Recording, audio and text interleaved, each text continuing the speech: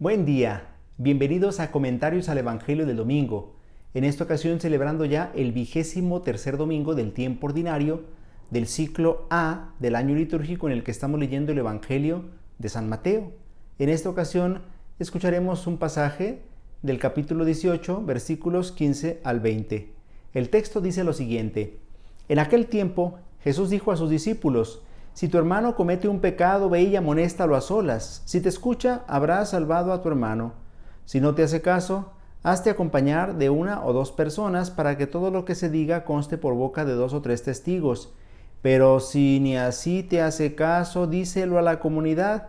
Y si ni a la comunidad le hace caso, apártate de él, como de un pagano o de un publicano. Yo les aseguro que todo lo que aten en la tierra quedará atado en el cielo, y todo lo que desaten en la tierra quedará desatado en el cielo.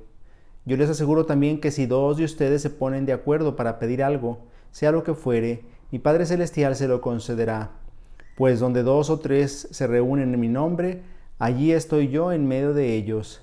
Palabra del Señor. Gloria a ti, Señor Jesús. Estimados hermanos, nos encontramos en el capítulo 18 del Evangelio de San Mateo. Es lo que se conoce como el discurso eclesiástico o comunitario, es decir, que contiene una serie de enseñanzas de Jesús sobre la vida comunitaria. Ser cristiano no es solo tener claridad de ideas respecto a la fe, no es aprender conceptos. Ser cristiano debe incidir en nuestra vida, debe llevarnos a acciones concretas, que no sean acciones aisladas, sino más bien fruto de la fe que se vive. Es decir, las acciones que vivimos a diario deben estar impregnadas por la fe. Todo lo que hacemos, todo lo que decimos, todo lo que pensamos, debe estar orientado por la fe que profesamos. Si no, entonces nuestra fe se vuelve hueca o vacía. Habría entonces un divorcio entre la fe y la vida. Por eso Jesús nos invita a preguntarnos sobre nuestras relaciones con los hermanos. Es decir, ¿verdaderamente están impregnadas de la fe cristiana? ¿El espíritu del Evangelio está presente en nuestra relación con los demás?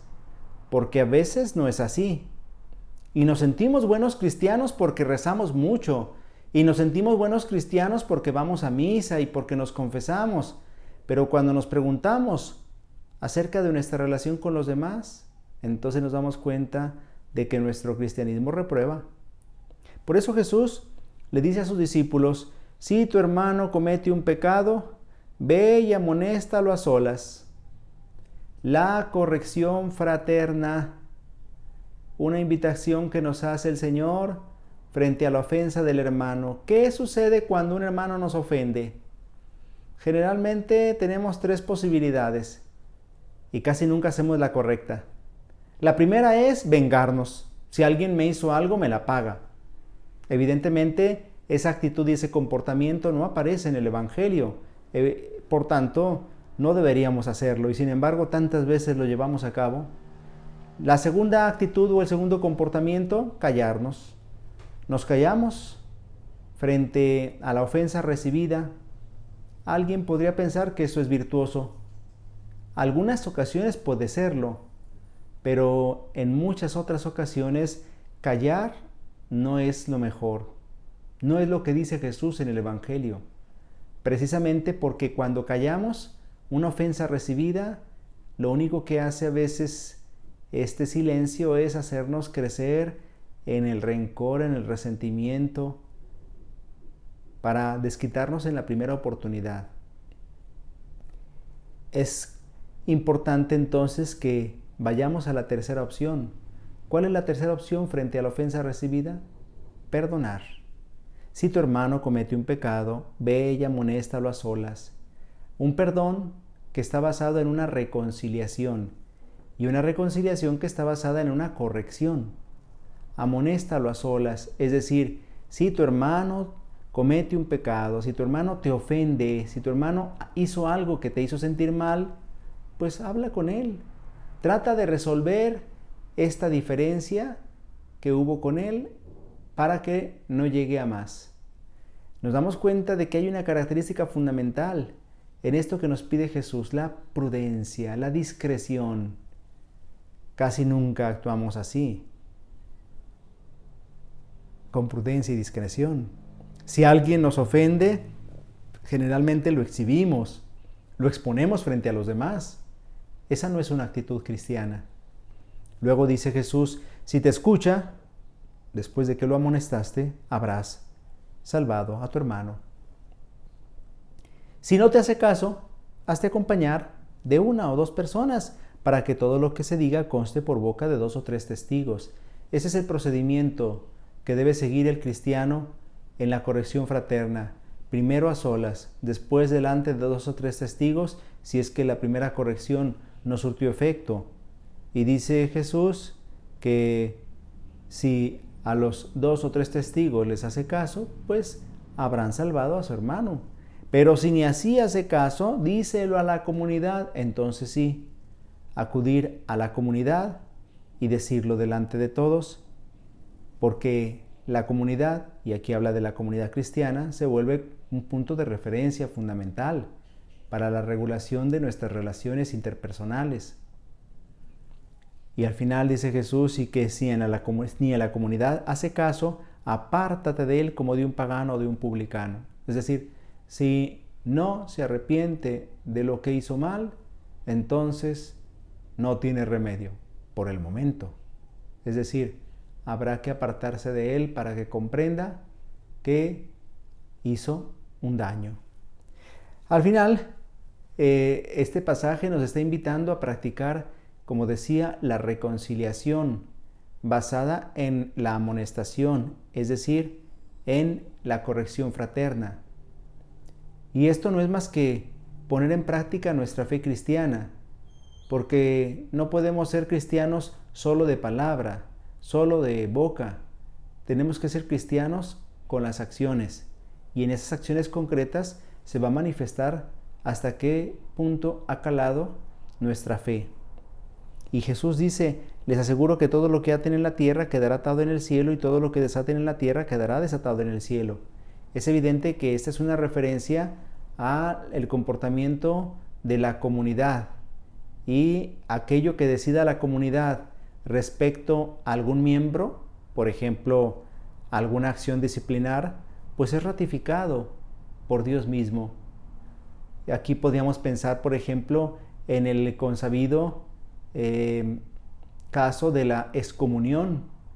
La excomunión que no ha inventado la Iglesia, sino que la ha retomado de la Sagrada Escritura. Recordemos que ya Moisés había recibido de Dios la orden de expulsar de la comunidad a aquel que hubiera cometido un pecado grave hasta que se convirtiera, para que volviera a ser reintegrado a la comunidad.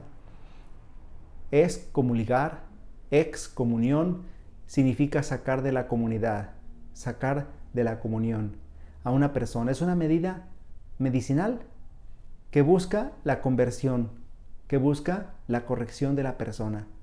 Por eso esta excomunión que la Iglesia luego va a institucionalizar para unos casos determinados, pues evidentemente que, como dice Jesús, es también apoyada, es también bendecida, precisamente como una acción que busca la salvación del hombre. Yo les aseguro también que si 2 de ustedes se ponen de acuerdo para pedir algo, sea lo que fuere, mi Padre Celestial se lo concederá.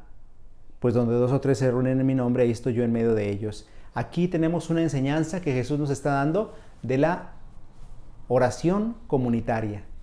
Es decir, la oración comunitaria tiene una fuerza que nosotros no somos capaces de comprender. Por eso, si 2 o más se reúnen en mi nombre, ahí yo estoy en medio de ellos. Si se ponen de acuerdo 2 o más para pedir algo, aunque sea lo que fuere, mi Padre se los concederá. Es importante que comprendamos la fuerza que tiene la oración comunitaria. Hay personas que dicen, yo no voy a la iglesia porque yo rezo en mi casa, más ahora dentro de la pandemia. Hay personas que dicen, no es necesario que yo vaya al templo porque al cabo hago la oración en mi hogar. Pero La oración comunitaria, la oración que hacen 2 o 3, tiene más fuerza y alcanza aquello que se propone.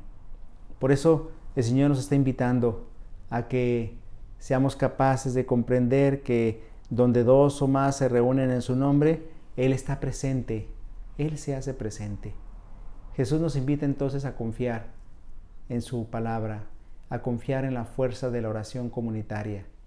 No dejemos de reunirnos a celebrar la Eucaristía.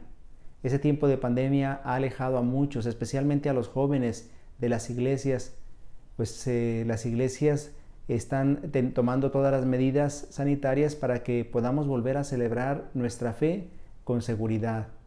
Yo les invito a que regresemos, a que nuestra fe sea más fuerte que nuestros miedos y volvamos a celebrar la Eucaristía como la familia que somos de Dios.